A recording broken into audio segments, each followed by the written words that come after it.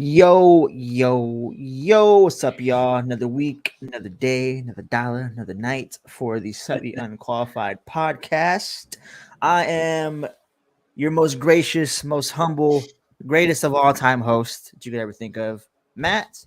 Today we have the same people as last week, our regulars going forward, probably. We have Mr. Edgar Andrew Shelley, and we have Con slash Steven. What's up, y'all? How y'all Throw doing? the How's the full week name out been? there. Yeah, man.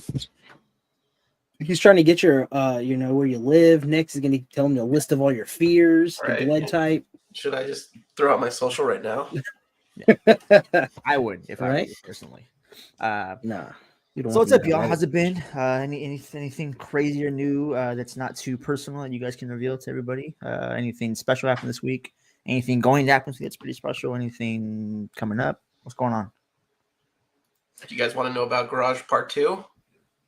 Oh yeah. Pick it back up. Oh, yeah. Tell us about it. Absolutely nothing. I haven't touched it. That's it. Did you just put some duct tape and was like, hope for the best kind of thing? Nope. Just disconnected it and using the front door a whole lot. There That's you where go, we're at. man. Fair enough. Nothing wrong with the front door. As someone who has no garage, I am very fond of the front door, actually. So As you should. I do have a garage, and there's a little secret. Once you tell somebody in your family your garage password, they just walk in. walk You know right what I in. mean? But it's all good though. My favorite part of the chilling. day is going to Stevan's house here, punching the code, and everything, and all them like this at the door. We're all like, They just don't know who's walking through it. yeah, God forbid, me. you know what I mean? Yeah. That, So, But nothing new though. besides Nothing special. Nothing going on. on my end of, I was gonna say Anything my fun, end of the woods. interesting? No, nothing really, man. It's just been I've been trying to play some video games. We'll get into that a little bit later, but that's all I've been really just working, kids, and trying to play some video games. Mm-hmm. You know Yeah, what I mean? well, I'm preparing myself for Super Bowl weekend. I went to the opening night event on Monday. Yeah. So I got to see all the players from both teams do their media days live and everything like that. So got pretty close to my dog Jalen. Got pretty close to Mahomes and all those other guys. But overall, cool, fun night. It's the first event of like the Super Bowl, so all the players are there for the first time that haven't been there before, and so they have like the cameras out and everything like that recording us. So Yeah. it was cool. It was fun. Definitely a great experience. I recommend it if you could do it. I mean, obviously you can't do it now because it's over for this week, but they're in Arizona, so everything going on in Arizona that I can be a part of, I'm going to be a part of. Yeah. So let's get into the crux of things, the nastiness. I said crux purposely there. Hogwarts Legacy has come out, ladies and gentlemen. Yeah, buddy. Yeah, Very, buddy. very, very highly anticipated game. I think it was not announced or anything like that, but tracked and recorded today that it is Steam's second highest early access release ever, only behind Cyberpunk. And if we know anything about Cyberpunk, we know how anticipated that was. So it's going to be a tough number to beat. And it just barely missed it. But everything I've seen looks great. I personally have not played it yet as a PS4 owner. I want to buy it for PlayStation just because of the perks I can get, but I want to buy it on a PS4. So I'm in a weird situation where I want to buy it on PC, but I also want the PlayStation exclusive stuff. So with that being said, I know Steven here has played it quite a bit. I saw him the last couple of days, and he's talked about it every night. Very little about it, so I can be surprised or taken back by what he's going to say here tonight. So I know you played it, Steven. Tell us about it, man. I'm about, I don't know. I want to say I'm about 3, maybe 4 hours in. There is a lot to do. The map is huge. Every room I go into, I easily get lost in each room for about like 10, 15 minutes easily. And I'm looking at, there's shelves and details on those shelves of like little trinkets to pictures to anything and everything. It's crazy. The game, as of right now, I am super stoked for the future of this game. I think a lot of first-person games should mimic the open world and how clean and smooth it is. And as a Harry Potter fan, I love that they're not telling the same Harry Potter story. You know what I mean? Like they are they got like if I didn't know this was Harry Potter, I would still be kind of like I would be hooked. Like the story is really good. There are some mechanic wise, there are some things I'm not a big fan of. Like sometimes I feel like I'm looking down the whole time. Maybe that's just me. No, I I really agree. wish it was easier to come up, or I wish the locking system when I was fighting was a little better. But after shooting my wand, getting a perfect charm or a spell, or just getting that super cool combo, it's so like rewarding. So I'm loving it, man. And I did get the $79 one for the Xbox. I didn't get it for the PC. Mhm. I'm loving it. Loving it. So real quick before we get into the Peanut Galleries review here, Got him, coach. when we say, or when you just said what you said, it's different from the other Harry Potter story or whatever. It's something different, something new. Yeah. I question what you mean by that, because I feel like the two pieces of Harry Potter content we've gotten, like IP wise, they're not the same outside of them being wizards. So like, what do you mean it's outside of the cookie cutter Harry Potter mold when you say that? So you're not seeing like somebody who's a Harry Potter fan or like who doesn't want to be in the world, they're just a Harry Potter fan. Is looking for like Voldemort. They're looking for something. Yeah. Where there is minute small things like people's last names that you might not catch. And then you know what I mean? Then you hear a last name, you're like, ooh, that's cool. You know what I mean? Like I was stoked when I heard who the headmaster was. I was like, dang, that's fire. You know what I mean? Or like you're going through a part of the garden and you see one of the creatures from Fantastic Beasts, and you see that and you're like, ah, that's pretty cool, man. I like that. I even like how the world kind of interacts. Like the storyline is there, but you can get lost doing side quests that are like super dope. The open world is very open world-ish. Yes. Yeah. Yes. Definitely. Yeah. What about you? What's your take so far? How many hours are you in? Probably around the same, 3 to 4. I haven't done as much story. I've done a lot of exploring, just like finding how things work. And that's one of the things that I really like so far is it's not a game that holds your hand. If there's like a puzzle, it's like you got to mess around with it to try to figure it out. There's a couple other things too that are around that same kind of puzzle solving that once you get it, you're like, hey, that felt pretty good. Yeah. The other thing I like is it's definitely a darker tone. Yes. Yeah, just even the starting of the game, it kicks off and it's like, okay, this is not your like 11, 10-year-old scenario. Like clearly you're a little bit more developed, and there's a couple little subtle things that they drop. I don't really think it's a spoiler. Yeah. But no. Yeah, I'm just gonna tell it. If you don't want to hear it, you can skip forward. But what if I don't want to hear it? That's too bad. You get to hear it. You probably catch it anyways. Again, I don't think it's anything crazy, and it's literally the opening cutscene. Yeah, it's the opening cutscene. It just throws you in. Yeah, you're talking, and then you're a part of this flying carriage that's being pulled by nothing, and then something happens where a person dies, and then all of a sudden you see the carriage is being pulled by Thestrals, and it's like instantaneous. dope. Like, it was such a good touch of like, all right, you only see this when you see death. This character sees death, he immediately sees it, and so that transition was pretty cool. Yeah, it was cool. And then I like how like throughout the castle, there's kids walking that don't see them, but as you're walking, your character will kind of move out of the way as they're coming, like way before the carriage gets there. But other kids are going, hey, what? Like something just hit me. You know what I mean? Like that little subtle thing is dope, dude. Yeah. And then going to Hogsmeade, it was, I thought it was going to be like a trail, you go and come back. But I spent almost 45 minutes just running around there collecting pages and it was so much fun.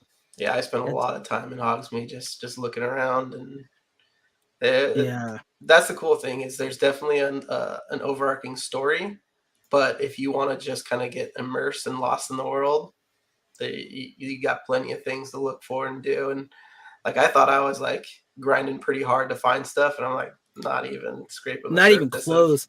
Yeah, dude. I think I'm at 2% of like all side mission, but I'm at like 20% of story. I want the story so bad.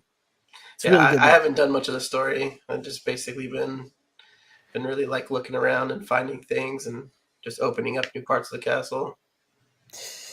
Yeah, so it's a really good game. It sounds pretty polished. Sounds like the game came with the price tag that it entailed, and it lived up to the expectation, which I'm happy to hear because that doesn't happen. It's crazy. It sounds happens more, less often than not. Oh yeah, for sure. Becomes polished and clean. Makes me really appreciate developers taking the time to develop games and delaying them a few weeks, and maybe pushing Star Wars back was a good thing. Few weeks. This was like a year delayed. Like it better be polished with that much it was delayed. Yeah, definitely. With the polishing being said, of course, there's no perfect game. So give me your highest high of this game. Like what just feels great? What do you like about it the most? Like this one thing is the best thing ever. And then give me your like this could be done better, or I wish this was in it. Yeah, I'll go first. So the highest is just you can do whatever you want. If you want to explore. If you want to follow the story, like it's gonna guide you along the narrative, but there's so much other stuff that it doesn't feel like you're playing like a linear game. The lows, this is something that I thought was really weird, but when you have characters interacting with each other, some of them just look like lifeless. Like the model, there's something in their eyes where they're like, it's kind of like that scene from the Rescuers movie. I know exactly what you're talking Uncanny Valley, where you're looking at their eyes and you're like, that it's close, but it's off enough to where it looks like they're just looking beyond you or looking through you. Yeah, it's uncomfortable a little bit, huh? Yeah, it's just a little bit. Yeah. I would have to say I thought the coolest thing was the highest is when I was doing like one of my first dueling things. I don't know if it was a duel or it was fighting the ogre in Hogsmeade. When I found out you could grab like the barrels behind him and hit him, I thought that was fire. And then when he does like the Thor trick and the lightning comes down and just destroys the ogre, I thought that was dope, dude. Like super cool. The only thing that's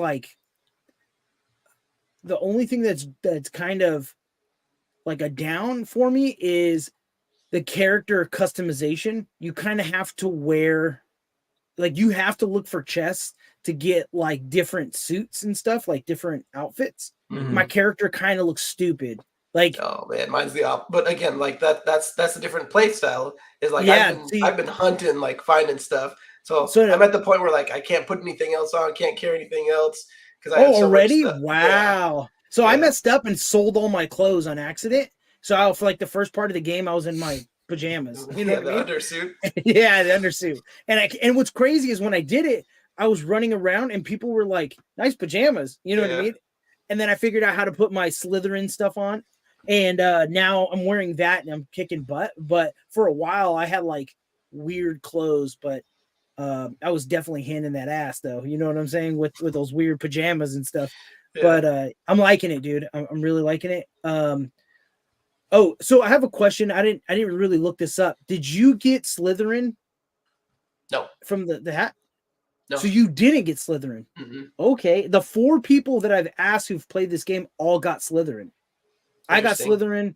Everybody got Slytherin, but I had to hold it down for Ravenclaw, so I switched over to Ravenclaw. Had to hold it down for Ravenclaw because no one else has the worst freaking house that gets no love. In my playthrough, I was the first choice was Ravenclaw. Really, cool, that's my house. Yeah. See, so I answered the questions I thought legit, but it gave me Slytherin. You know what I mean? So I was like, you guys got into your quarters yet? Like, is it? Well, you guys are both Ravenclaw. Yeah, both Ravenclaw. Ravenclaw's quarters are fire, dude. Yeah, the door is sick. So the Slytherin door is sick too because of the snake that comes up from the wall. Yeah, that is sick. Ooh, fire. I thought about going Slytherin, but I think when I play it again on like a harder mode, I think I'm gonna go Slytherin. I'm just gonna go evil and just hand. And I do see where you can go evil on certain questions. Oh, yeah. I definitely see it. Yeah, and I'm like, I'm trying not to have. I want some friends. You know what I mean? So let's figure this out. But I like it. It's good. Yeah, I guess the other thing now thinking about it is I almost wish there was like a mechanic where it was like a roll to see like which house you're going to get in. Like it's not really your choice.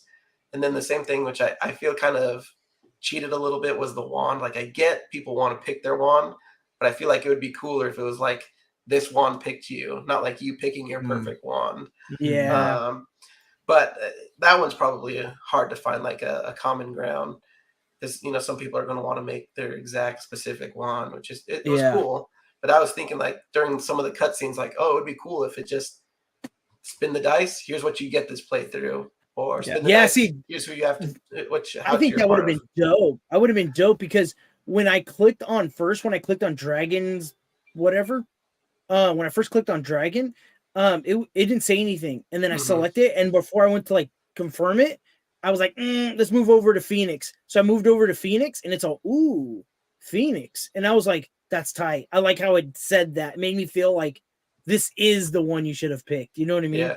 And I thought it was cool, but I really think that would. I went with Unicorn. I'd be curious to see like how different the cores make the wand respawns. Yeah, that explains a lot though that you would go a Unicorn though. You know what I'm saying? I knew it was coming. Here we go. Easy.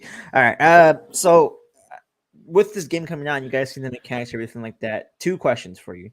1, does multiplayer even intrigue you with this game? And 2, would you be open, or would the game work and flow well, mechanically speaking, with a multiplayer event, aka a Triwizard tournament, or any kind of Quidditch, like just a quick multiplayer, like 1 month long event where the Triwizard tournament, you get your ranks, you go up, and just for fun kind of a thing. Would the mechanics support it? Would it even interest you if it came out? That kind of a thing. You can go first, Con. Okay, so I did think about this. I thought about this last night. I think the way the game is, I really put it up there with Red Dead Redemption 2 because when Red Dead Redemption 2 came out, the multiplayer was like not ready yet. It was kind of all messed up. So people were just kind of like, don't pay attention to it. Just kind of play the game. So I'm kind of putting it in the same boat since there is no multiplayer. It'd be very hard to have a multiplayer in Hogwarts because like there's no like you're not walking in Hogwarts and all of a sudden there's a troll. You know what I mean? Like you're doing missions as of right now that I've seen. There's not like random bad guys that I'm just like fighting in the hallways. You know what I'm saying? If it was like that, then I could see it being like, yeah, multiplayer would be cool because I would like to level up. And then next time I walk down the hallway, I could fight 2 trolls by myself without having to have somebody back me up. Now, if they implicated or added it into the game, I do think it would be cool if they did it where it was like a drop system where it's like kind of like Pokemon Go where you have like 5 or 6 people playing at once to fight one troll, and then the luck of him dropping like a gold wand or a different hat. That'd be like kind of cool. System. Yeah, like a raid system. But to have like a living, breathing kind of multiplayer world, it'd be interesting, and I would love to see it happen if they could swing it, but I don't see it happening with this game. Yeah. I don't. Yeah, that's what I was going to say is definitely interests me. I think it has a lot of potential. I don't see it working for this game just because it's story oriented. But I think they could take a lot of the elements of Grand Theft Auto 5 to where it's still open world, but if you want to do a mission, it kind of takes you into your own lobby.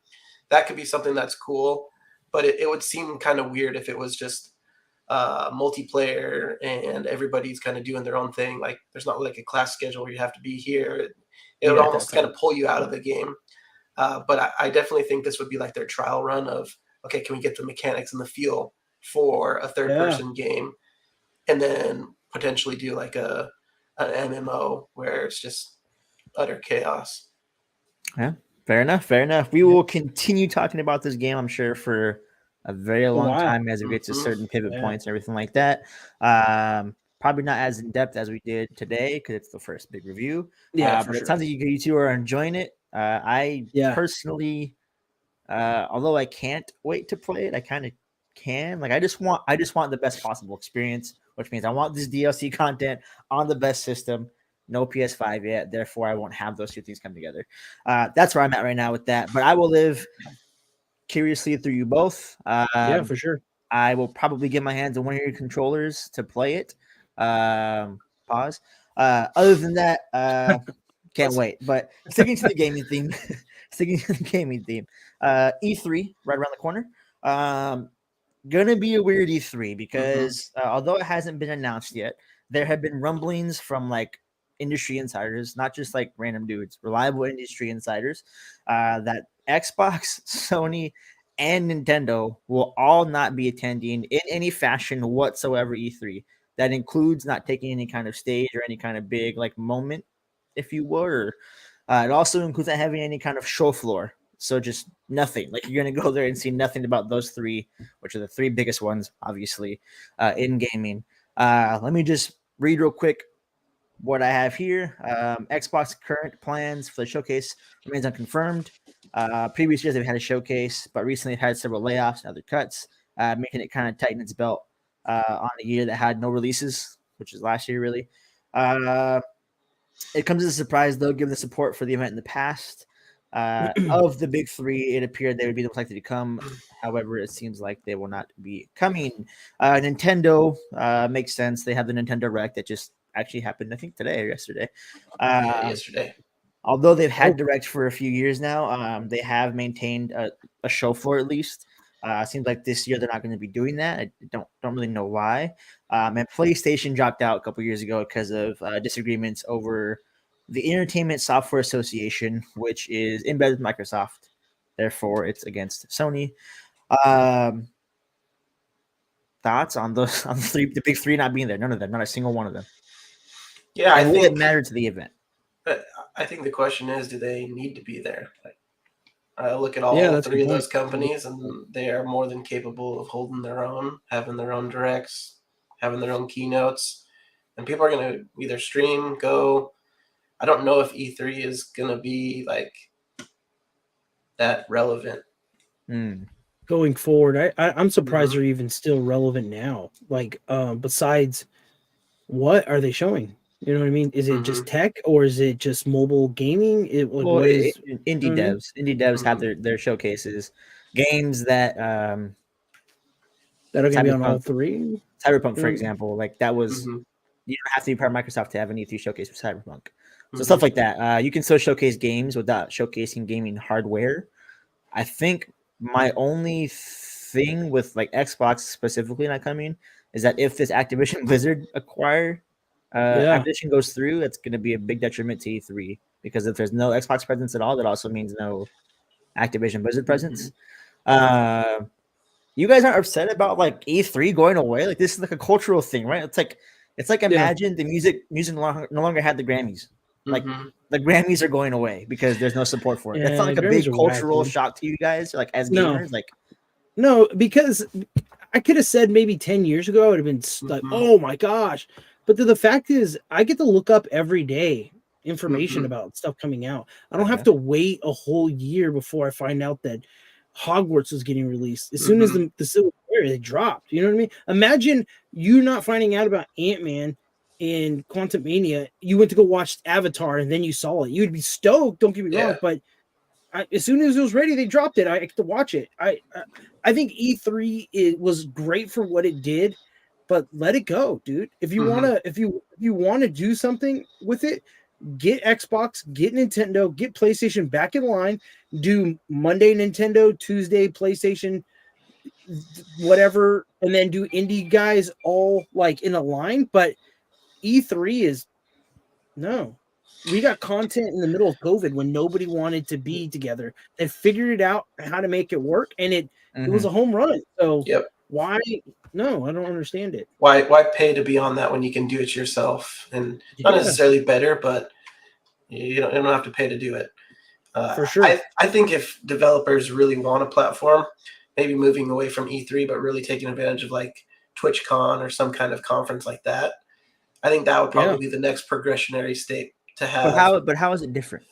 How is like I understand TwitchCon, the basis of like what it is before the gaming showcase is different, but like at the end of the day, it's a showcase that'll showcase games, right? Yeah, but you have faces and people behind it. So utilizing your content creators to be able to Yeah. drive their popularity for people to come see your potential next sneak peek. But Fair enough. Yeah, Fair enough. that makes sense because Twitch is not a Twitch is like a TV show. You're tuning into Twitch to see all the content they have.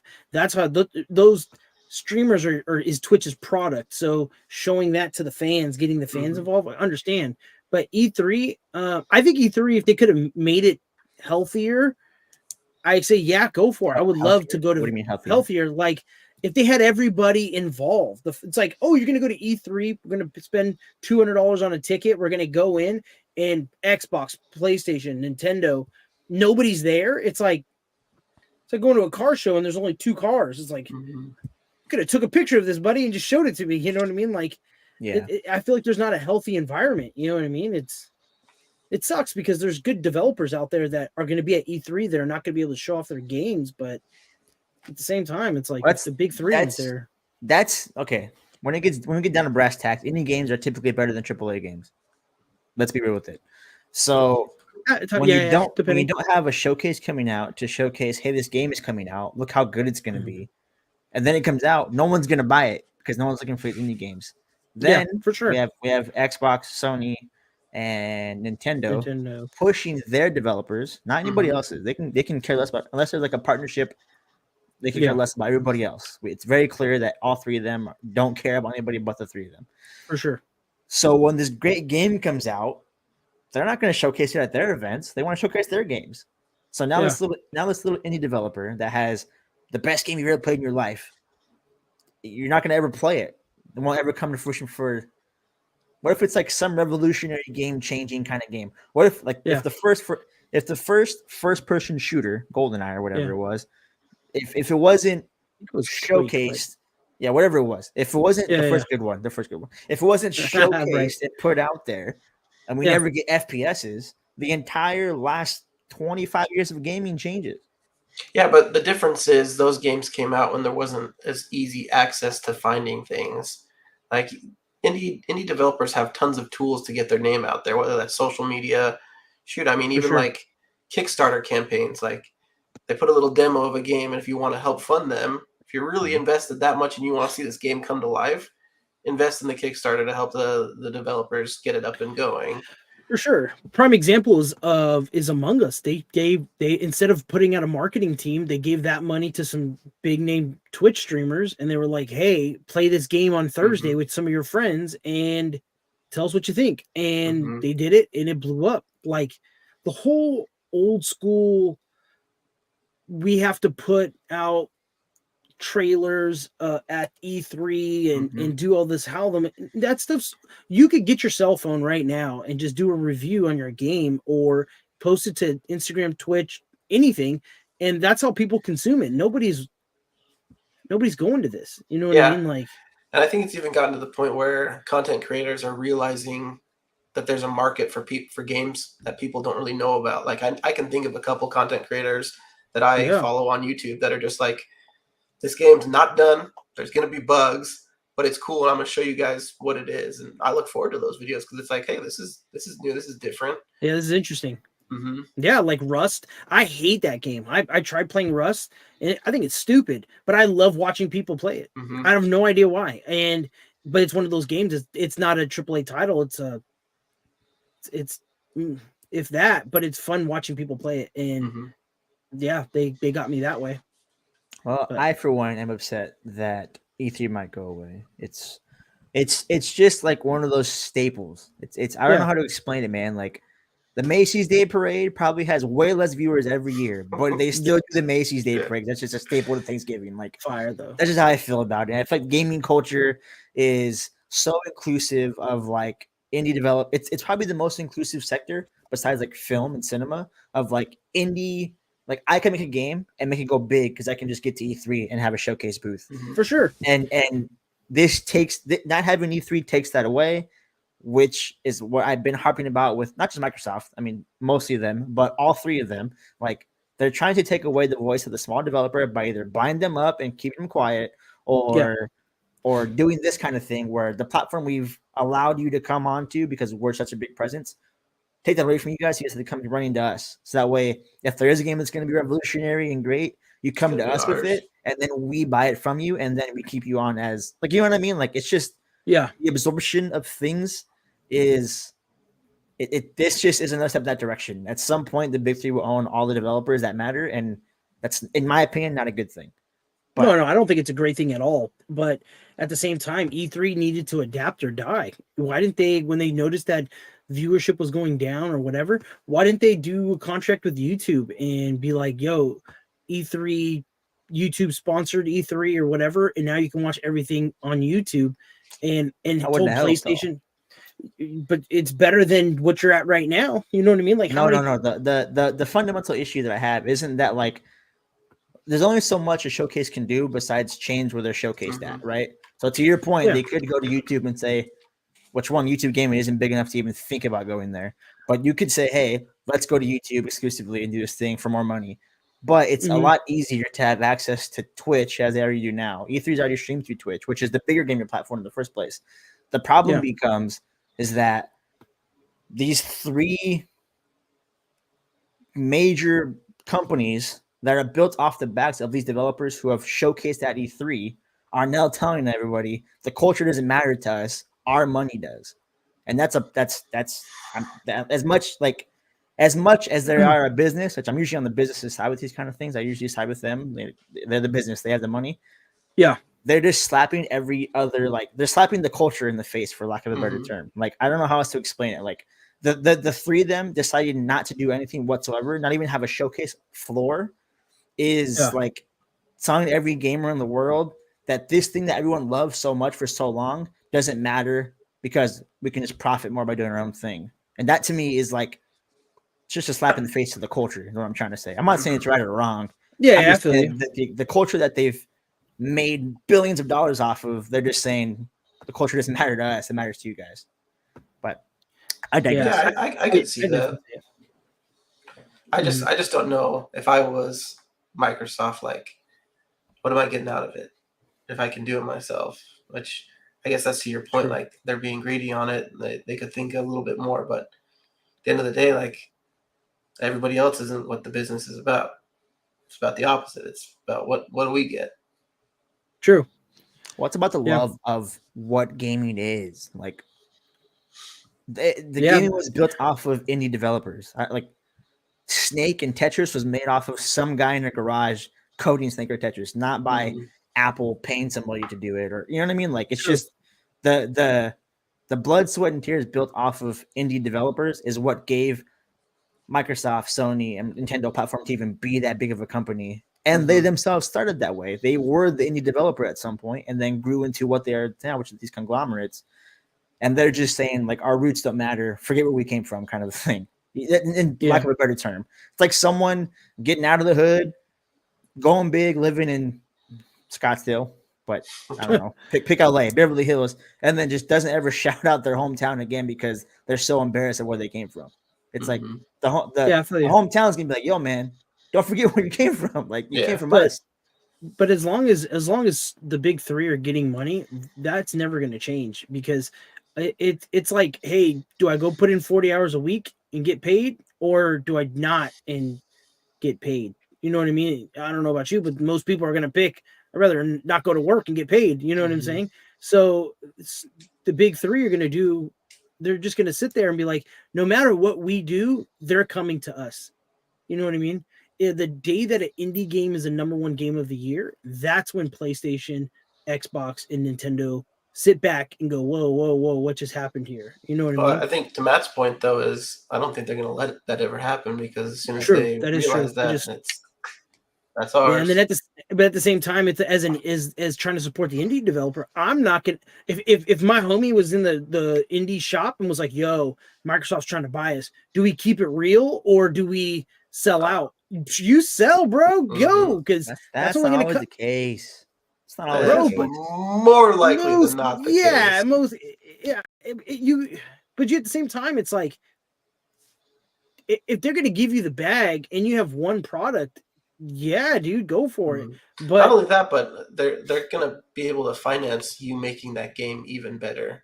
That's how I true. see it. With like when Yeah, me too. you have these big companies eating up little indie developers. Um, sometimes they make changes that you're not huge on, but ultimately they should be there to make that game product, whatever it is, grow exponentially because now you have resources behind you. Yeah.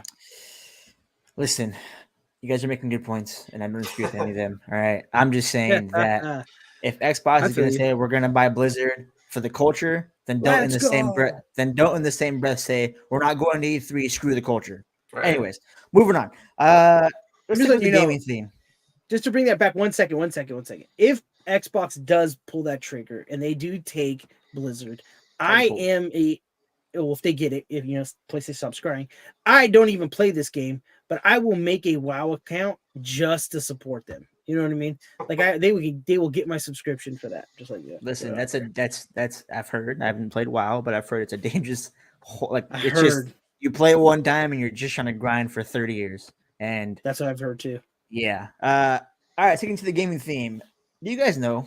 Just simple yes or no, real quick before I get into the meat and potatoes. What I'm about to say here.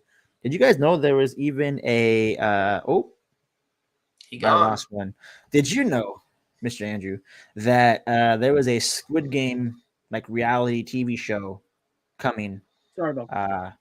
And did you know they're filming it already? And I did not know that. You didn't know? Did you know, Steven, that there is a Can you Squid repeat that? Games? There's a Yes, I Squid do Games know. reality TV show coming out, and they're going to compete the same way they did in Squid Yeah. Games. Is it Andrew life or didn't know. death? Seems like we'll get to that. No, So Andrew didn't know. Steven seems like he did know. Sorry, see my Yeah. vocabulary there. Keep it rich. So it has come out that the filming and the actual game was turned out to be an inhumane disaster. I'm gonna tell you the quote at the very top of this article. I'm on board already. We were all injured just by going through that experience. All right. So let me see if I can find what I was looking for. All right. So gathered in a former air hangar near London for filming, unpaid participants. It's fine. You're competing for money. Mm-hmm. Unpaid participants in Squid Game's reality spinoff reportedly faced freezing temperatures and fatigue and been woken up as early as 3:30 a.m. and maintained non-stop for up to 9 hours, unable to move for long stretches of time due to the game they were playing. At least 10 participants collapsed during the first day of filming. Medics were called to the set repeatedly, with one contestant even referring to it as a war zone. The quote here that's a pretty good one is, the second time the song played, I saw in my left peripheral vision a girl was swaying. Then she just buckled. Then you could hear her head actually hit the ground. But then someone came on the microphone and said to hold our positions because the game is not paused. After that, people were dropping like flies. There was also claiming to be rigged, that a few like influencer contestants were selected or pre-selected to move on to rounds, regardless of like the results. It sounds like it was just like a mess. Any thoughts on any of these quotes or anything? Like, did we think anything different was going to happen? Really? I think they probably were executing it as it should have been done. Like, yeah, you think about the premise of Squid Game, like, it's a terrible idea. You know what I mean? You're either getting in or you're getting out. Like, and when you're getting out, you're dead. So is this the one where it was done in? You said Europe. London. It was done. Yeah. London. The one I saw was done. It was a couple days ago on Instagram. I saw it was a whole bunch of like, it was made in Asia. I don't know where, like someplace in China, I think it was. Well, it could have been Japan. I'm sorry, I really don't know. But there were a whole bunch of like Korea makes the most sense. Oh yeah, that makes sense Korea, too. Yeah. It was a whole bunch of like buff dudes and like buff chicks, like kind of like some CrossFit style stuff. And like the first mission was just like that. It was just like showing clips of it. Mm-hmm. Like at first I was like, dude, this kind of looks cool. And then I saw it and I was like, I don't know about all this, dude. People were falling and like literally like getting hurt. And I was like, I don't want to subscribe to this. I kind of just like, yeah. I didn't look like something I would enjoy watching. My question is, how does it differ from like your American Ninja Warrior or your like Wipeout show. Like obviously Wipeout's like a comedy, but like those people are getting slingshotted, punched, knocked over. I can't imagine that water's warm. Yeah. I look at it as okay, if that's the entertainment that you're showing up to try to win some money at, that's on you. Like you should kind of know what you're signing up for. It's Squid Games, like it's a cultural phenomenon. You should know that it's going to be intense. I think two things. One, when you go to Wipeout or American Ninja Warrior, everything like that, I don't think if they're providing like a stay and providing, if they're paying for that stuff, like, hey, fly out because you qualified, we'll pay for your hotel, all the arrangement. I don't expect to be in the game while I'm sleeping. I need to be warm, in a bed, fed, not part of the game. The games themselves are one thing, right? Like if you get hurt playing the game, that kind of is what it is. Like you said, same. How about Survivor? Like the whole time it's the game. So if you're injured or fatigued, it is what it is. But they agree and knew that ahead of time. They knew they were going to an island. Yeah, but I mean, let's say you sign up or you get selected to play to even be on TV. Are you gonna go and do it for your 10 seconds of fame? Are you gonna do it to try to win the money? Like, there's got to be a motive that these people went and participated. It's not like they were forced to do it. So I just don't think sleeping in freezing temperatures being up at 3:30 a.m. was part of the deal. That's what I'm trying to say. So like it is the same game that I'm thinking of. If it is, then I'll stay quiet on it at that point. So the same game that I'm talking about is it's on Netflix. It was a show that Netflix tried to make a reality show about Squid Games. And it is the same one where they're wrestling for a flag, but it's like two grown men wrestling for a flag on top of like sandbags where there's no padding. There's no like a person's wearing a helmet or a mouth guard just in case his jaw gets broken on accident. It's just like two dudes going for it. You know what I'm saying? And I think I don't think they were straight up with the contestants on this show. I think they were thinking, oh, this is going to be like American Ninja Warrior where there's going to have like a medic team and all this other jazz. It's not going to be as intense. We're just doing like different like objectives. This was like intense. Like I'm talking about like two bros going at it and like for a flag, you know what I mean? So they don't get kicked. Yeah, I don't know, man. That's intense. You guys are both saying things that I'm okay with. That's during the game. If I am sleeping and we didn't go to bed until midnight because we were filming all day, I signed up for the filming. I did not sign up to woken up 3.5 hours from my bedtime in freezing cold temperatures. I signed up for these games. The games you're talking about, I'm okay with. Get hurt, don't get hurt. It is what it is. It's the other stuff. It's when the cameras are off. Why are we still passing out and why are we still being woken up this early? But isn't that Squid Games? Like, isn't that like in the show too? Yeah, that's kind of what I'm trying to show. Yeah, that's what I'm trying to imply. If like continuously film, like if those things are part of the show, like if in the show we see the like actual like reality aspect of it, kind of like a Big Brother where you're always being filmed. Yeah. I get it. I'm okay with it. And I'll agree with you guys there. Oh, okay. I get what you're saying now. It sounds like the people speaking weren't made aware of any of that going to happen. It's like if they took a break and they're eating lunch and then all of a sudden someone hits them with the chair and it's like, it's Survivor, dude. And you're just like, bro, we're eating lunch right now. What are you doing? You know?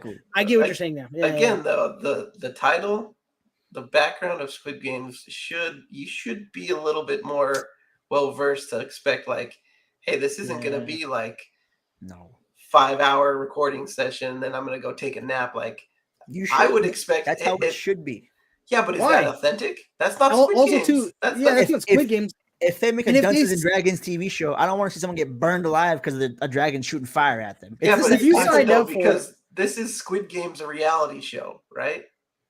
It's not like a Squid Games produced, not real. It's if they want to make it as authentic as possible, there should be some of that crap that they have to go through. Do I personally believe that that's right? No. Would I do it myself? Absolutely not. Sounds like you do. Yeah. If you're wanting that authentic content, like you're gonna have to put people through some pretty hard stuff. But not if it's not part of the content. If it's not Like- part, I agree with you. If there was like a waiver sign that they either just didn't read or they knew this was coming, you got me. I'm on board with you. Let me watch it too while I'm at it at that point. For sure. It sounds like there was no agreement in place or that no one was made aware this is going to happen until day one. Squid Games, like that should be enough. Yeah, that's No. kind of like There is certain bounds you have to stay within just for TV, first off, legality purposes. Yeah. But also because you just can't go that far with things. If I'm watching, if they made a gladiator arena TV show, which I'm sure someone has out there, for sure. the stuff that happens like before they get into the arena, like them being starved to death, them fighting within the quarters, them peeing like in a bucket, like I don't need to see that to see what I came for, which was the gladiator style of fighting. That's what I'm trying to say. They can still perform at their peak. I get what you're saying. They can perform at their peak if it's not part of the TV show. Now, if there was, again, back to the gladiator arena example, if there was like an understanding like, hey, the whole time you're treated like a Roman slave, where you're gonna be in like same setting, you're gonna be filming it 24/7. Have at it. Not saying it's right or wrong. I'm just saying that's what they agreed to.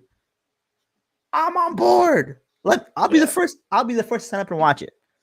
So do you think maybe that these people actually were like, hey, you signing up for this is going to be like Squid Games, and those guys were like, yeah, I'm into it, and then got on the show and were like, this is intense, and then cried? You know what I mean? It's like the people who go out to like those Bear Grylls shows and go like, oh, I'm cool being out in the woods for 50 years, and you're like, sure. So they sign up and they quit the second day, like too hard.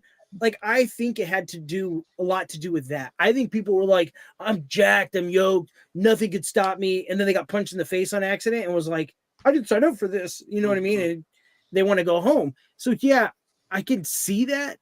But the way the world is, I bet you it was in the clause, man. It was someplace down in like the fine paperwork. They saw themselves being on TV and they just signed away. You know what I mean?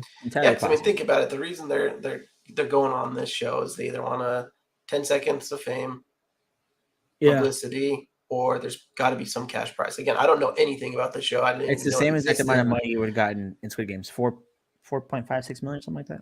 Cool. Something like that. I can get punched in the face for 4.5 million is what I would tell myself. After I get punched in the face, it's probably going to change a little bit. Yeah, exactly. No. What if they said that? I'll punch you in the face for $4.5 million and then punch you in the face. Then while you're sleeping, punch you in the groin. That's what it's comparable to. Not like comparable to it's this still one thing. 4.5 million. If you want it enough, you'll stick around. If you don't want it enough, get out. Like that's the point of Squid Games. Like you either win or you die. Like it's like going into like what's the game called where you drive around in like a circle with your car, like a crash like derby or whatever. Derby? Yeah, it's like I signed up for this, but I didn't expect my car to get damaged. Yeah, I signed up for this, but it's like, what? You just no. Literally bought your it's car. Not that. And what they it is the gate behind you. You know what I mean? Like what it is I signed up to be in that ring with my derby car and getting hit. And you guys crashed it before I get hit in the parking lot. That's what it is. That's the difference. Yeah. Yes, you are there to do this thing. I guess if we have to this see the happens, contract. Not part of this thing. Yeah. It shouldn't happen. I get you. Now, if it's I guess we have to see the contract. If it's part of it, it's part of it. Again, my follow-up question are these non-paid actors, are they British? Most of them are like from like Korean or Asian. There's a couple like different I'm sure it's races in there. The game itself is like the show. If they're British, we all know how we feel about that. British are coming. The Redcoats are coming. The Redcoats are coming. Yeah. We said we don't care. Right. Put their tea out in the harbor, boy. We're playing Squid Games. So staying with the topic of Netflix and how much clearly you two love them to death without any kind of worry whatsoever. I can't wait to hear you guys hype them up about this one and defend them for this one. Capitalist. Anyways, so the title of the article is Netflix unveils plans to prevent password sharing. Users must log into Netflix via their primary location's Wi-Fi network every 31 days. A couple FAQs that, by the way, have since been deleted by Netflix. I'll get into that right after. They say the company uses information such as IP addresses, device IDs, and account activity to determine whether a device signed into an account is connected to the primary location. A device may be blocked from watching Netflix if it's deemed to fall outside of the household. As further set out in the guidelines, if you are the primary account holder and you find yourself traveling between locations, you can request a temporary code to access Netflix for 7 consecutive days. Alternatively, you can update your primary location if it has changed. If subscribers want to share their Netflix account with someone who doesn't live with them, they can add a member to their account. Members can also transfer a profile from an existing account elsewhere, allowing them to keep their personalized data on another account. Oh, well, how thoughtful of them. The plan to convert borrowers, aka those who are using Netflix accounts that are owned by separate households, to paid subscribers is expected to roll out by the end of March with the introduction of account share restrictions and extra member fees in more countries. However, with Netflix raising prices, introducing ads, and not pressing forward plans to stop password sharing, you may be considering canceling your Netflix subscription and looking at other streaming choices. IGN's got IGN, get out of here with your ads. Cool. So sounds like they're going to try and restrict this access. Since this article has come out, though, Netflix did take out all the FAQs from their website and say this was a premature, like this shouldn't have come out kind of a thing. So whoopsie. So shout out to the developer that leaked it on accident or on purpose, or maybe trying to cover their tracks because it got a lot of backlash. But thoughts on all of that, Steve? We'll start with you because you're probably chomping at the bit to defend Netflix after the whole Squid Game thing. No, I think Netflix is they're shooting themselves in the foot with this. Last year Netflix lost over 200,000, I think 2,250 subscribers. They've already done this to I think in like Europe and like New Zealand. I want to say they've already done this and it went terribly. They lost a grip load of subscribers. I think it's trash. I think if I'm paying 14 or 20 bucks for a family plan, and it gives me 5 devices. Netflix shouldn't care how I use those 5 devices. It should be that's just how it should be. Mm-hmm. I think if they made better content or they made content that wasn't lacking, I think this wouldn't even be a thing going on right now. We have people agreeing and disagreeing in the chat. But I think if Netflix, I think right now Netflix got to the top of their game and then everybody else caught up really fast. Mm-hmm. And I think Netflix is super nervous. That's what I think. I have a way different take than that. But I think Netflix has that blockbuster, nothing can take us out kind of feel. And Netflix did come through and took out Blockbuster. I feel right now that Netflix is on that throne and they're like, no one's dethroning us. We're going to tell everybody what to do. And then all these streaming platforms started running up and now Netflix is like, whoa, what's going on? Mm-hmm. And I think this is their thing to get 2 or 3 extra.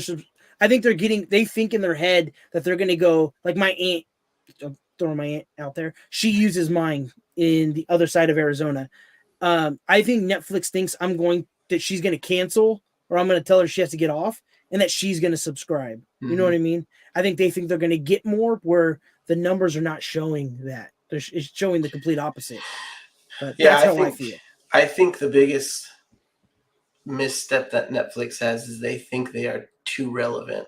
That if I cancel, I am going to want to come back or I'm going to have to sign up. Or if somebody on my account who's sharing with me, if they get kicked off, the content that Netflix is providing is that much of an incentive for them to sign up. Where, yeah, Netflix has got some good stuff. Cobra Kai is awesome. Stranger Things is awesome. Both of them are ending in the next year or so. Cobra Kai, come on, man.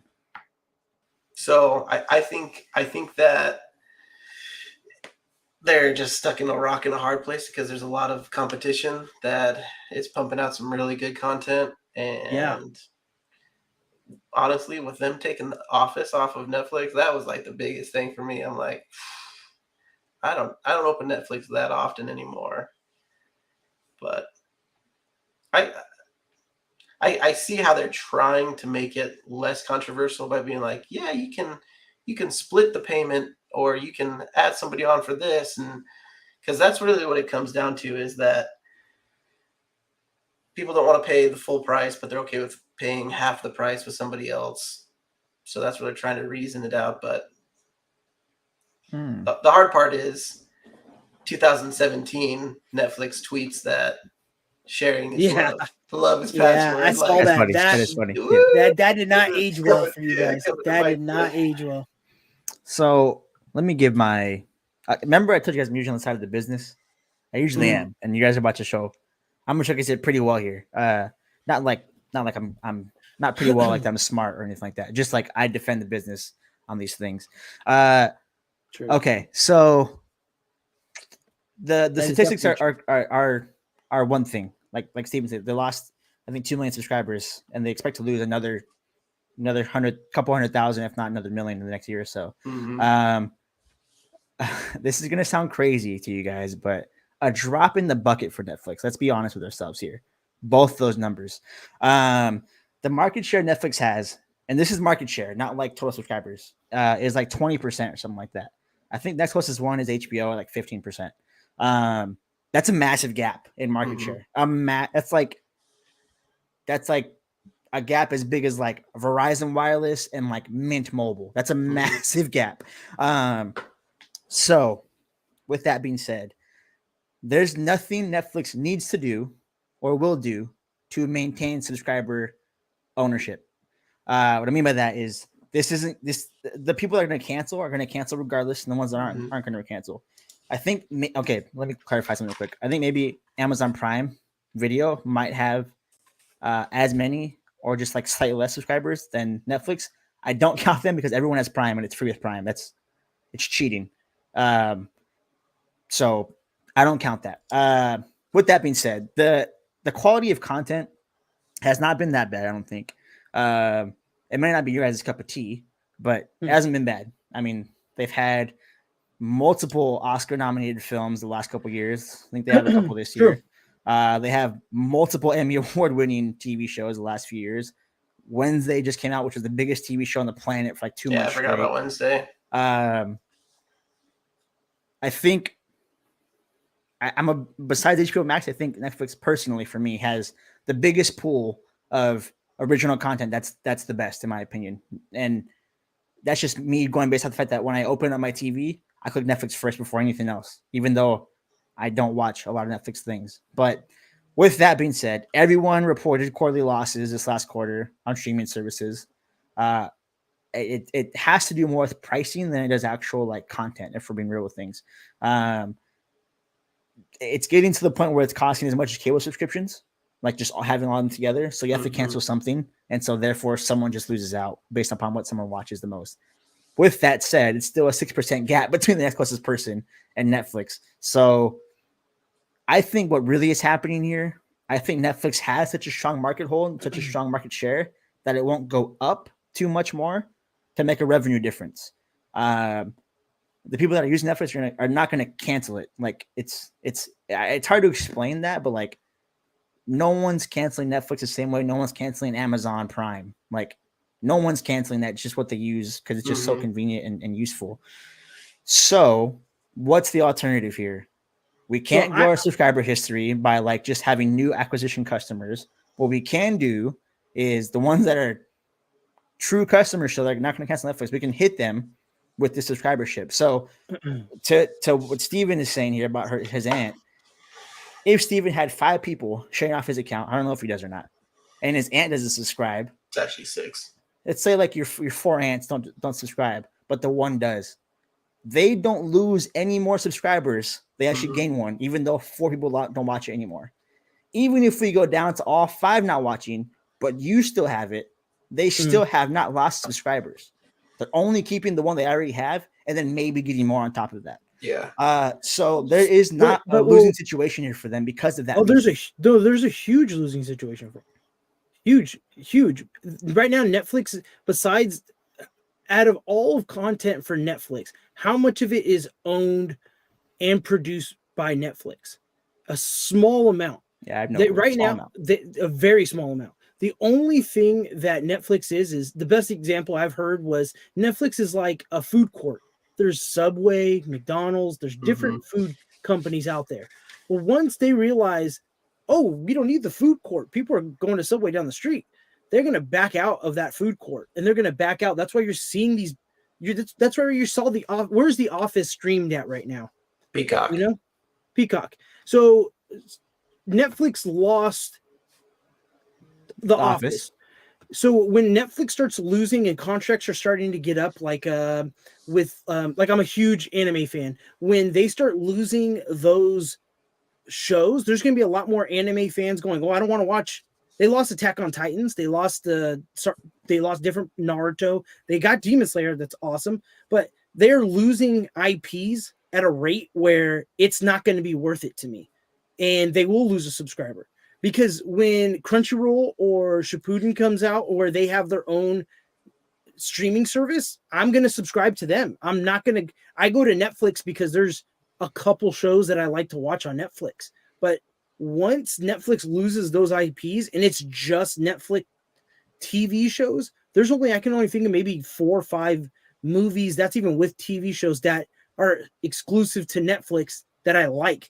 Everything else at the moment.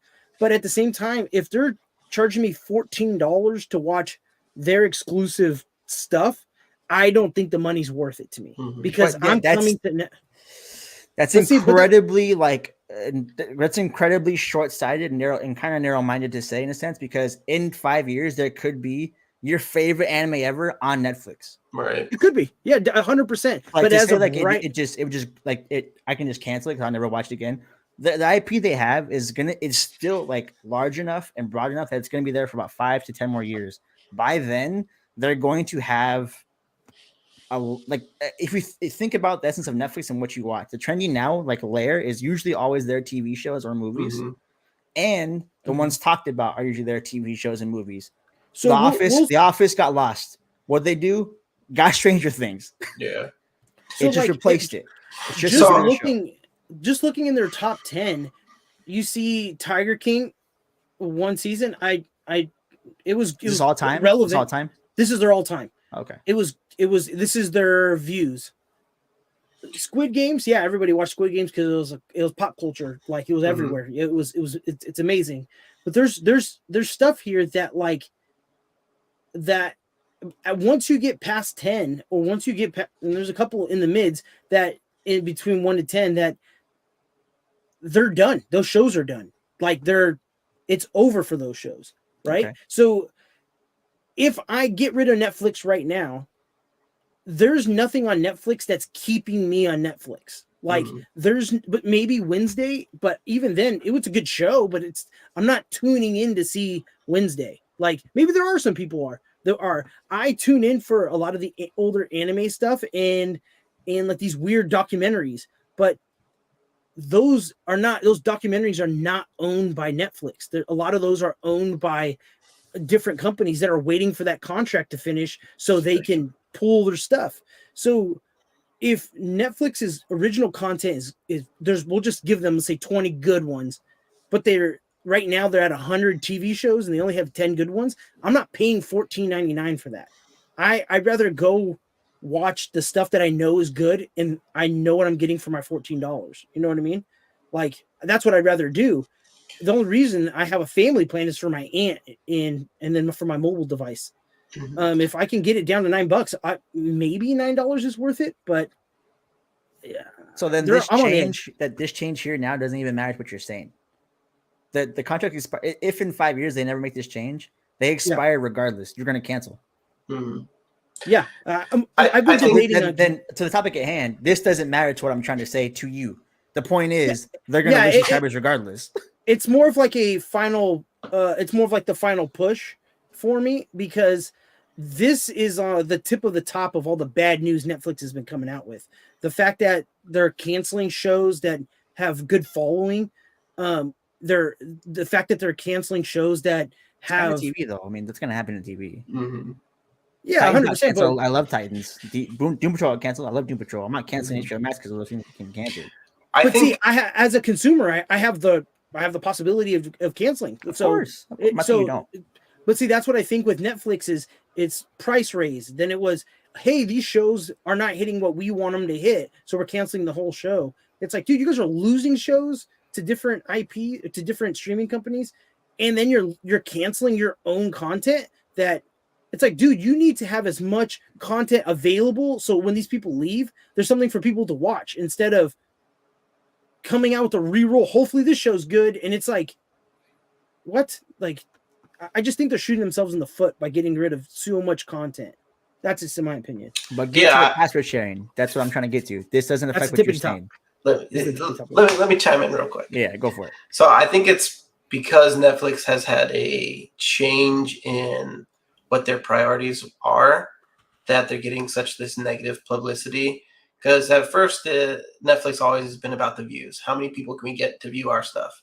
True. And now it's more, how do we get people to become subscribers? Which, yeah, that's a big business strategy. That's for them. The problem is membership versus viewers are two completely different demographics. Mm-hmm. If you're trying to get your viewership up, you don't necessarily have to get your membership up. Netflix is in a place where they now need to get their membership up to keep their viewership up. And so now it's become dependent on, because they don't have, how are they getting income? Okay, so to my point, what I'm trying to say here at the end of the day is that this is, I'm not saying like Netflix is like making money. They're clearly not. Mm-hmm. What I'm saying is that this is the step to course correct to make money. Hey, all these viewers are here. We have 5 viewers per 1 paid subscriber. We need to change that. We're not going to lose viewership, or we're not going to lose subscribership, I should say. The 1 subscriber is probably going to stay. And for every 1 that we have, we can probably get 3 more on top of that. So because we can't get more viewership, because we can't get more growth now with our regular model we had before, we can't just stay still as a company. We have to continue to profit. So how do we do that? We get more subscribers, naturally speaking, right? That's the only method in streaming. Not only that, but if Netflix is in a place where they're not making money, how are they in a place where they can get good quality content without being able to buy it or to pay for it or to finance it? That's kind of where I was trying to go. So that, again, I don't agree with what Netflix is doing. I think that's on them to figure it out. The consumer shouldn't be penalized for the way that they operate. And it seems like consumers getting penalized here. But at the same time, I like Netflix content. Am I willing to step away from them just to stick it to them? Probably not. Would I be upset if Netflix as a company just tanked and now I had to solely base my binge watching on another company? It would be kind of sucky. Would I be okay with my mooch of a brother paying for his own Netflix subscription? Absolutely. That's where I'm at. But so to get to your point of like how the consumer is being detrimented here, is this not the name of the entertainment game? I cannot go to a movie theater, buy a ticket for $10 and share with my whole family what I watched via videotape or anything like that. That is the consumption of how media has always been consumed. Always. Until the essence of DVR TV at home, you couldn't watch reruns unless you had to go at a certain time of the day.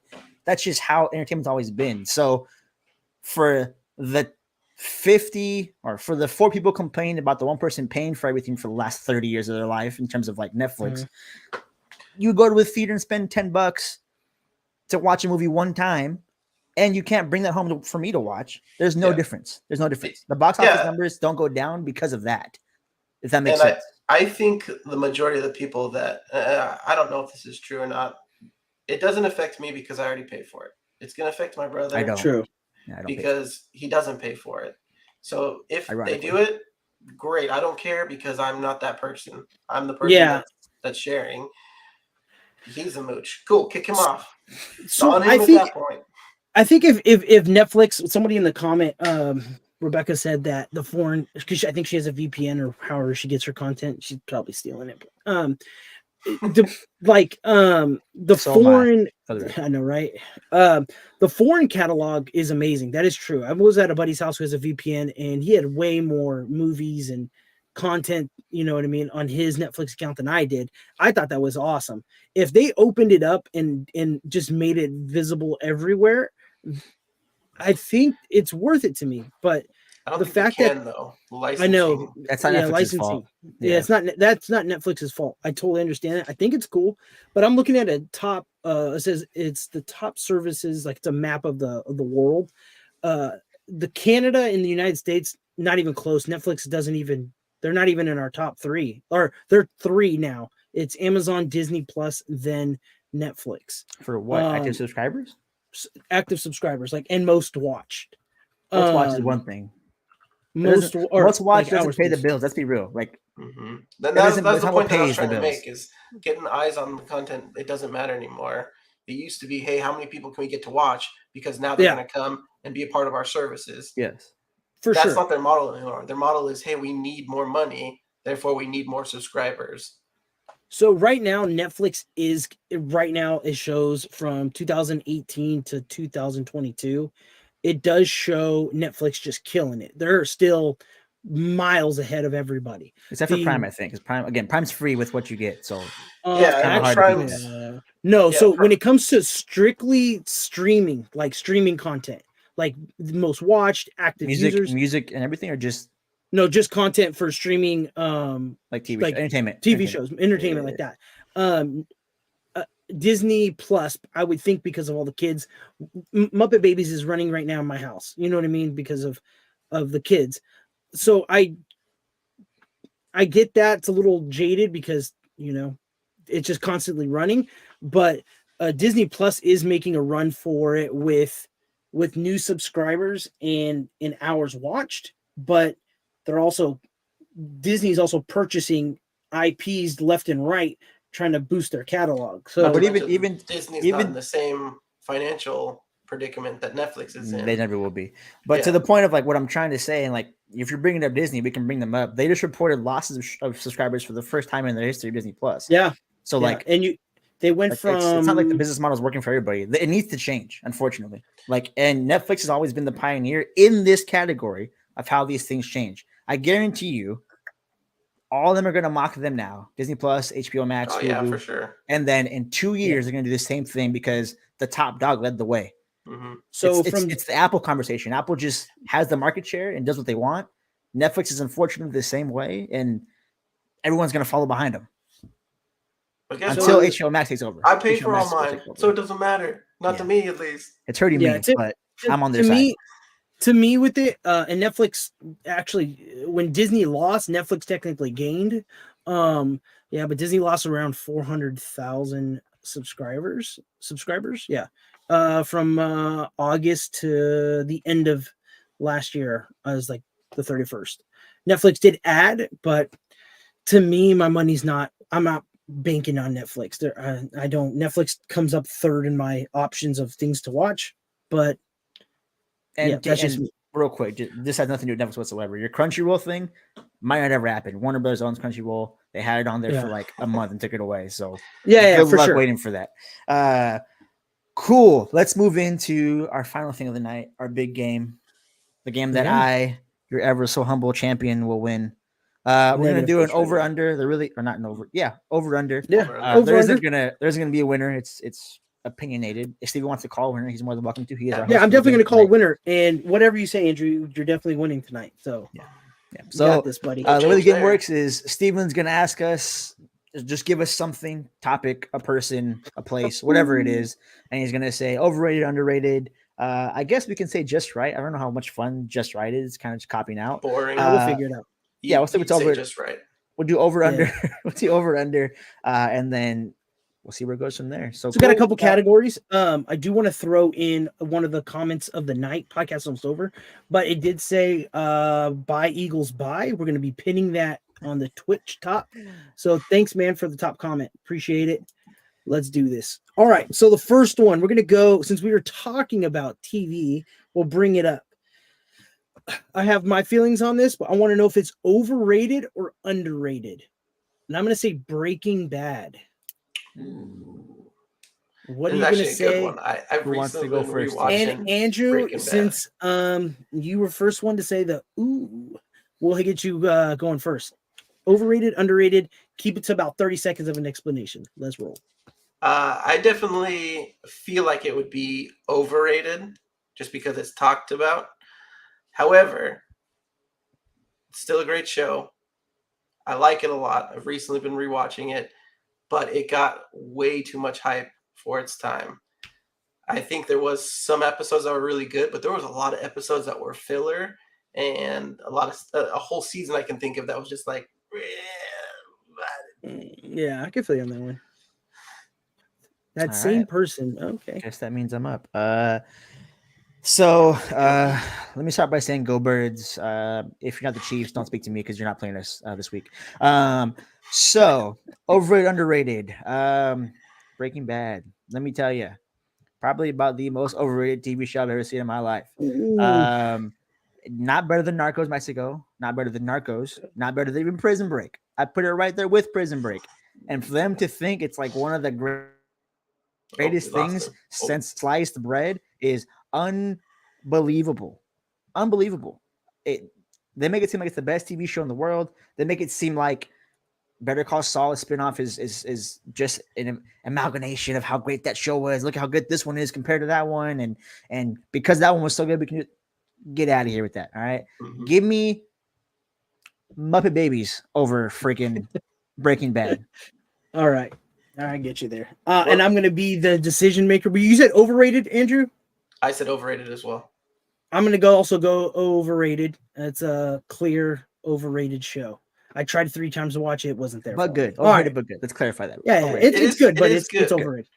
It just All right, takes this one, until the final season before you're like, hey, we're here. We're finally here. Yeah. This one right here, it's an OG show.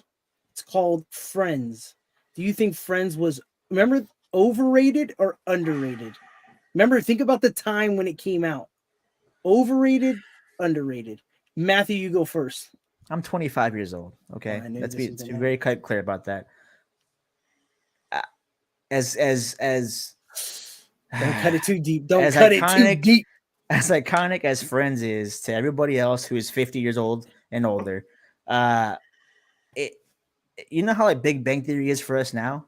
Yeah, that's where I classify Friends. Like, if it's on, I maybe won't change the channel, but like I'm not seeking out Friends.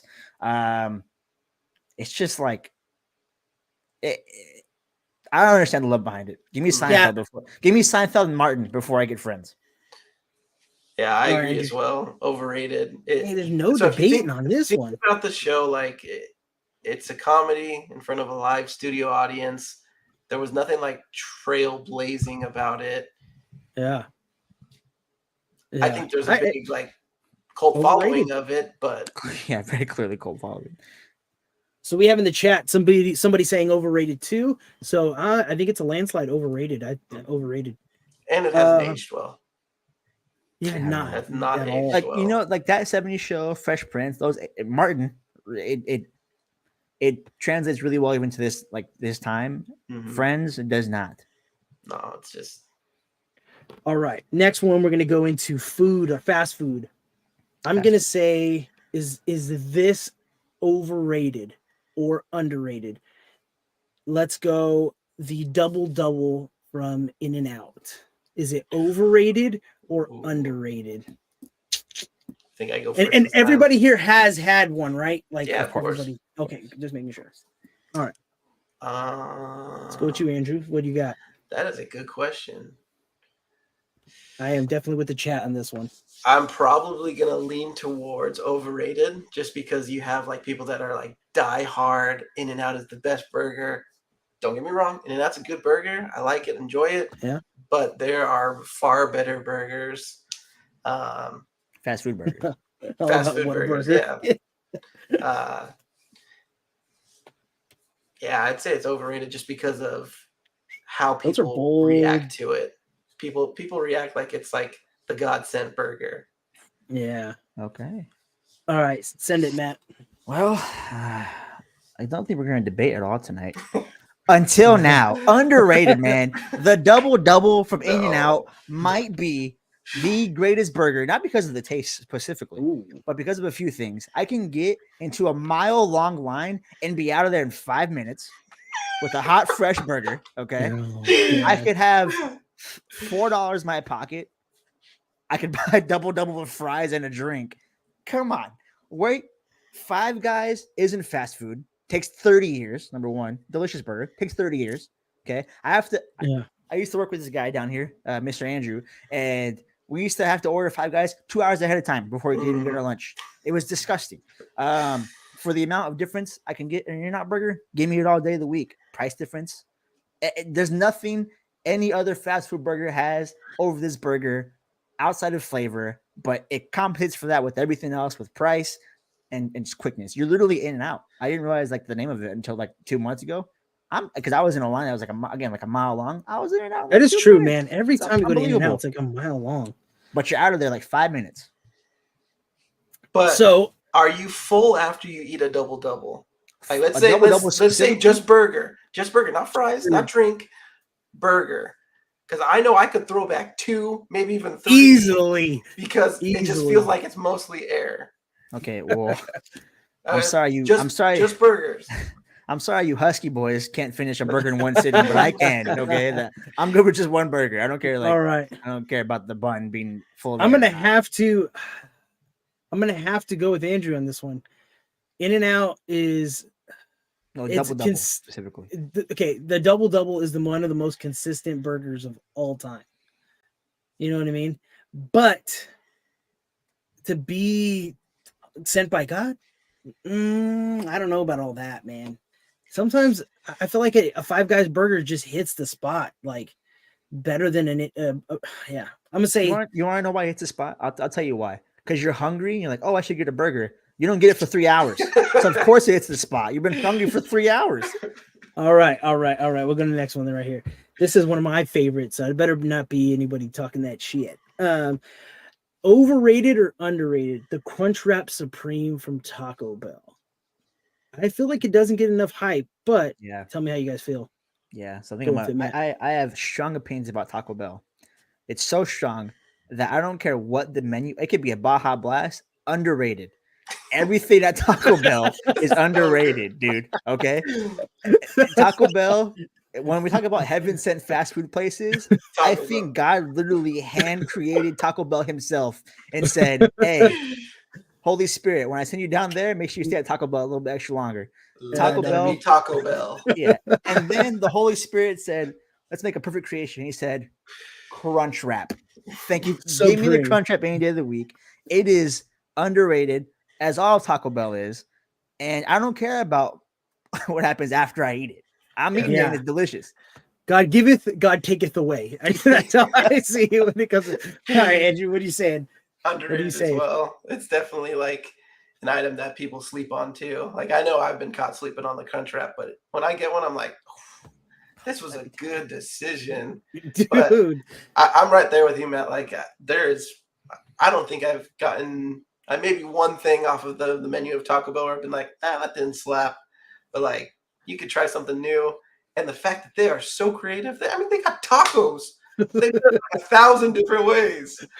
Someone in the chat said double decker taco. I never had it from Taco Bell. The double decker was really good. When you look like to the point of what Andrew just said, everything I've ever had there is always good. I had I was in my diet phase. I had a Baja Blast Zero. I was like, this is gonna be disgusting. That's my go-to drink now for everything. The naked chicken chalupa. Everyone's like, why is there a chicken wrapped around some beef to make this chalupa? That looks weird. Delicious. Shouldn't have got taken away. Everything there is good. The French fries that they make, best French fries ever.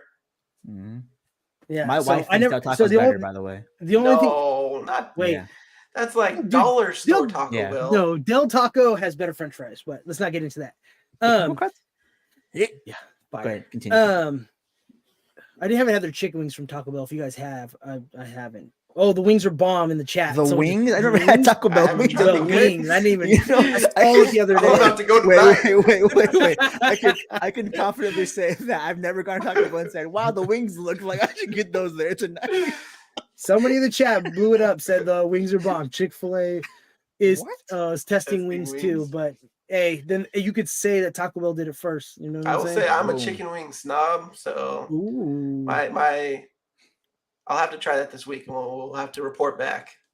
All right, let's go into the video game world. These are kind of genres, or not genres. These are franchises that may be overrated or underrated. First one's going to be, I hate to throw it up there, but Halo. Overrated or underrated? Definitely Matt. Overrated. Oh, Andrew. My bad, Andrew. Overrated. I think again, there wasn't really anything that was revolutionary. It was a first-person shooter. Did it change the FPS genre? Not really. I think Call of Duty changed that more so than Halo. I think you got a great story, but as we've seen in recent times, they can't even hold on to their current crowd. Yeah. Mm-hmm. To be All fair, right, so neither what- can Call of Duty. But As of right now, still the bus. Halo, man, it's a game I never played when I was younger. So like the nostalgia for me isn't there per se. The times that I have played it, I was so used to Call of Duty that it just felt disgusting to me to play. However, this is one of the ones I'd put like in the just right, but I can't. So I'm gonna say slightly. It's gonna sound crazy, underrated, slightly, only because I can't put it in just right. And the reason for makes that sense. is because the content we got from Halo on YouTube probably changed the way YouTube gaming is. Like the Red versus Blue Wars, all the skits Mhm. people did, everything like that. It Didn't really even think changed about like that. entertainment on YouTube. And Griffball was probably the first like community created game that got so popular that like they had to put it in the game. Yeah. So it kind of revolutionized two big aspects of gaming. One, how we consume like the media of gaming. You don't have to just play the game and record that. You can actually Mhm. do other things. And two, the community designed maps, community designed games that we get now probably don't happen if we don't get Griffball in the first place. So because of those Sure. things, I say underrated. Yeah, but they haven't given that to us in like 10 years. It's true. They haven't. They haven't. Okay. I just think for where they are at the right time, they're you got to give them the slightly underrated. But slightly, yeah. But we'll end it there. I would have to go with Matthew on that one. Next one is this one's a tricky one, but I'm throwing it in there. It's the Mario franchise. Do you think it is overrated or underrated? I would like to hear yours, Matt. It's a tricky one. When I first wrote it down, I went one direction and then completely went the other. It's underrated in my opinion.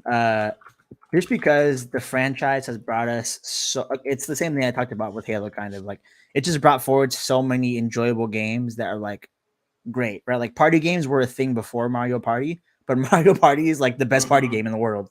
The Nintendo 64 Mario, like that's probably one of the very first and great open world games, quote unquote open world, where 3D module. Yeah, 3D model will let you like walk around and let you do different things other than just like this flat 2D surface. Luigi's Mansion, man, that's a great game. I just think like the entire franchise of Mario brought us so many good things, and there's games people don't even think of that are like up there, like Mario Sunshine. Oh, what a game! Fantastic game. Can play it any day of the week, and people don't even think about it in the top Mario games. The old movie, that was a good movie, like for what it was. Like I like the old Mario movie. The one coming out looks pretty good. Mario Kart, love Mario Kart. Everything about Mario is just like, and what's good. crazy, but again, slightly underrated. Slightly underrated just because I can't put it in just right category. Yeah, it's just underrated. I'm right there with you. I think honestly, I would say that the Mario franchise has nailed and has gotten to the point where it's so large that they can do weird things and still get good results from it. I mean, if you even think about, right? Or even if you think about like Mario Galaxy, that's a weird concept, but it works so well. Yeah. Super Mario Sunshine, weird concept. A guy with a super soaker cleaning things. It works. If you think about Mario in general, he's a plumber that goes through pipes. It works. Like, and what's crazy is I'm gonna have to agree with all of you guys on slightly underrated because there's not even like much of a storyline. You know what I mean? Like we know Mario today, it's the same story every game, but yet still kills. So I'm gonna go slightly underrated too. You have to. Good franchise. If they could do that middle ground, I would do the middle ground, but I have to agree with you guys on that one. All right. So this one's gonna be a movie. Since we this one's 3-parter. There's gonna be 3 topics instead of just 2. I'm gonna say first one, since we talked about Hogwarts, I'm gonna say Harry Potter, underrated or overrated? The reason I brought this up is because I know both of your guys' backgrounds, and I want to hear you guys. Let's hear it. Definitely underrated. I think Harry Potter, the franchise in general, is probably one of the best storylines that's been created.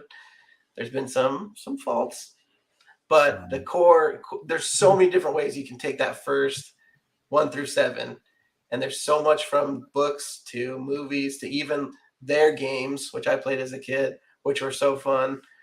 Definitely underrated. Underrated. Okay. So someone who didn't watch Harry Potter growing up, it's difficult for me to like look at it from the little I grew up watching this eyes, like my colleague here. Overrated. I watched these and only the films. I don't know about anything else because I'm not reading those books.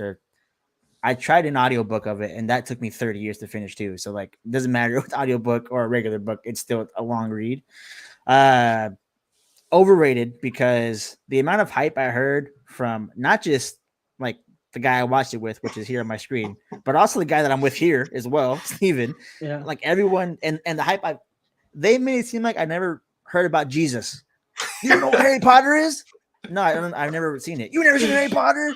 Like slipping. No, I've never seen Harry Potter. And so when I went in with that mentality and I had to get through 3 grueling films of anything happening, I warned you about the 3. I tried. That's over. Okay, the hey, first you liked 3, 2 a lot. You liked 2. Hold on, because the first one was so bad I had no choice.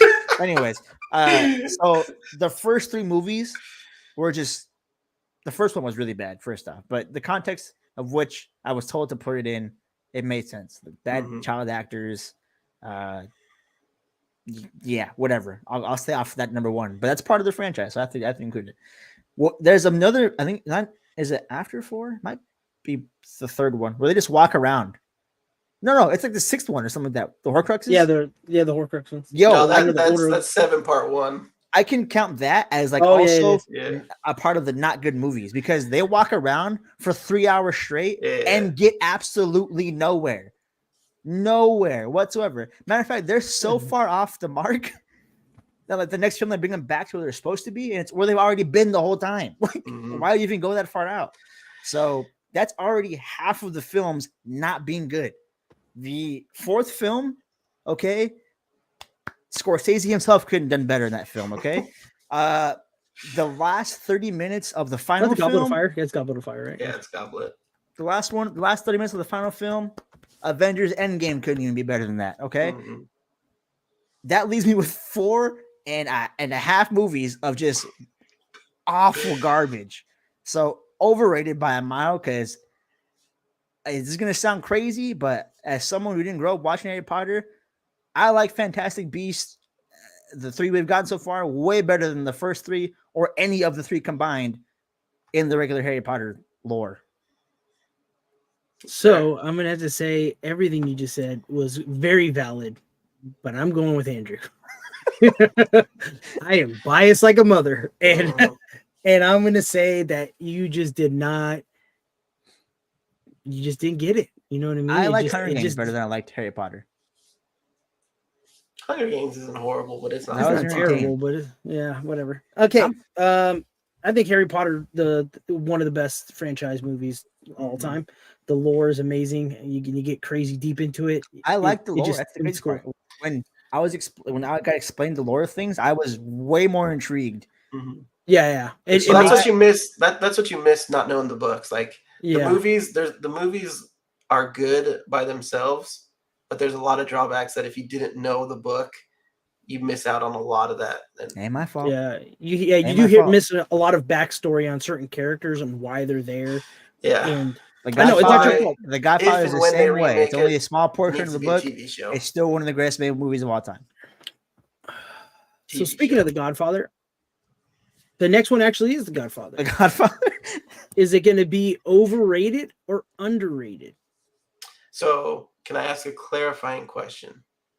What? Is this The Godfather without any knowledge of The Godfather Part 2? Ooh, that is a great point. We're going to say this is Godfather 1 and 2 because nobody looks at Mhm. 3, and we'll say because I use Harry Potter as in the whole franchise, we'll just throw 1 and 2 in there and go that route. Okay. So go for it. I'm gonna say mind your words here when you speak. Yeah, dog, these are fighting words. I'm gonna say this movie is overrated. It's don't get again. The reason I had to clarify is because if you break them down, the first one ends in a mess, and it takes a lot of part 2 to fix everything.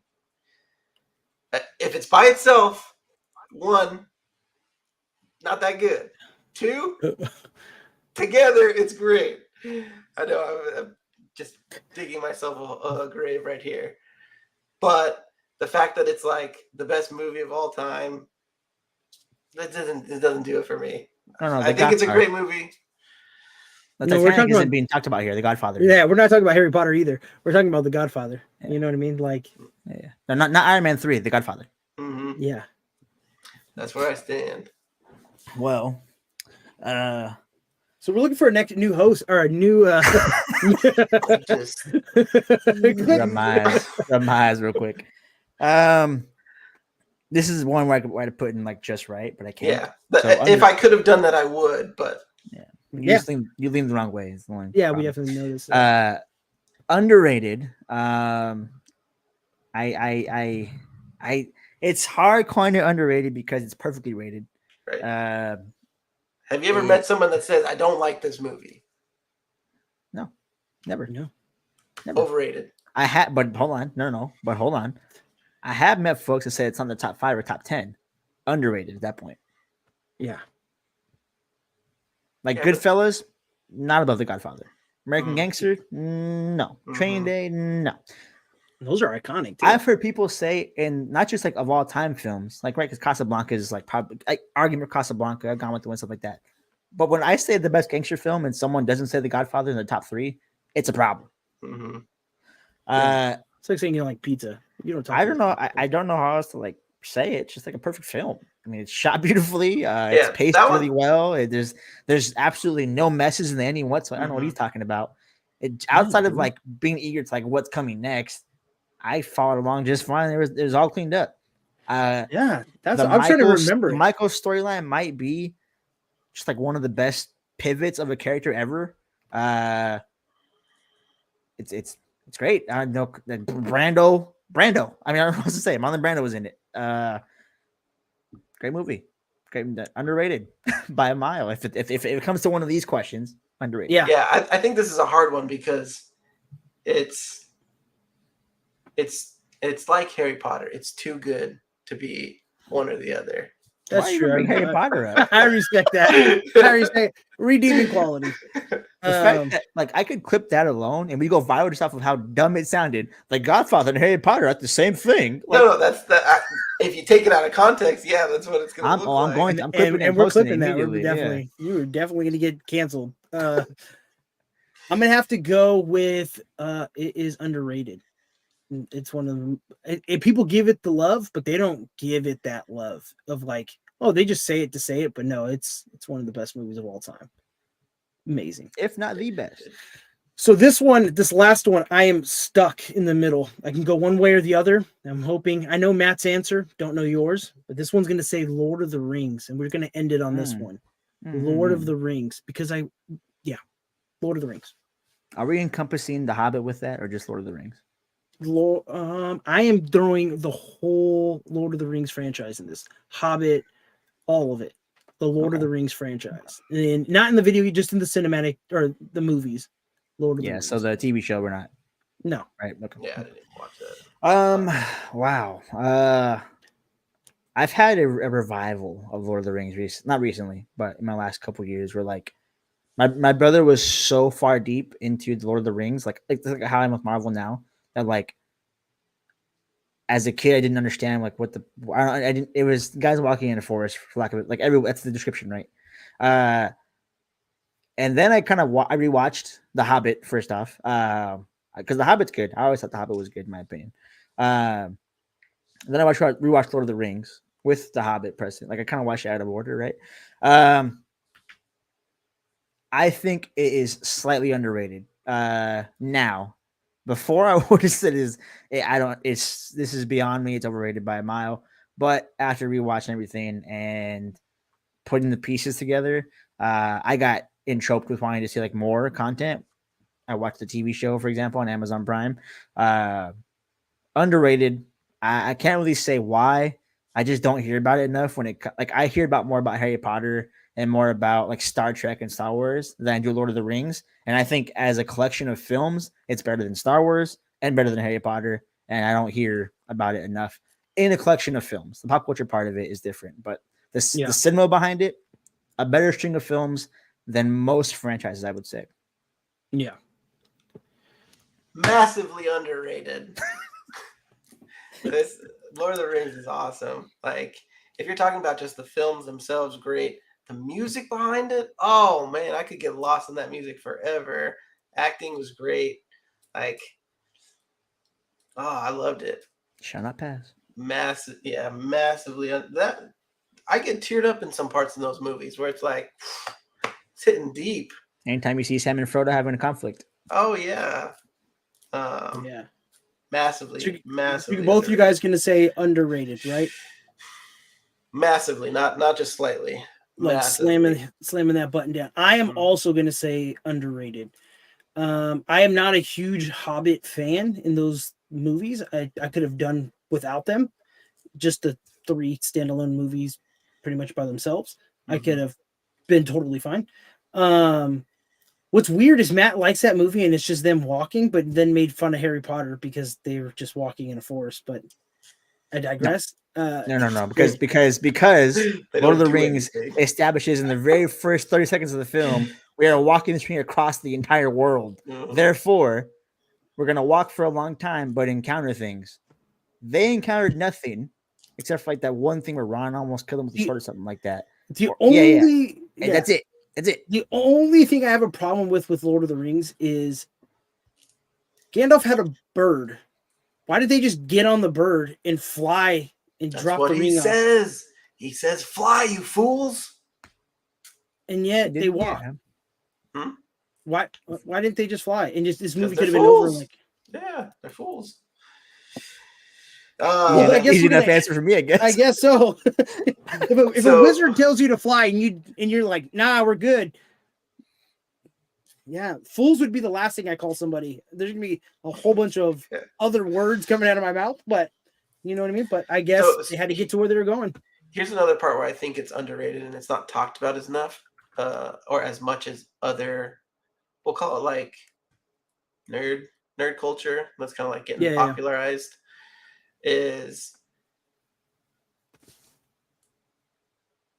it's like Dungeons and Dragons. It's like a weird group is like very into that, and I don't think that's been like normalized yet. But the fact that they have their own language and it's like somebody came up with it. But the fact that people like learn how to speak that language is kind of why it's like it's underrated. Where it's like it takes a whole other level. Real quick to answer the question of why I looked it up. That's a good question. The Fellowship and the Ring Bearer was made in secrecy and was supposed to be kept secret.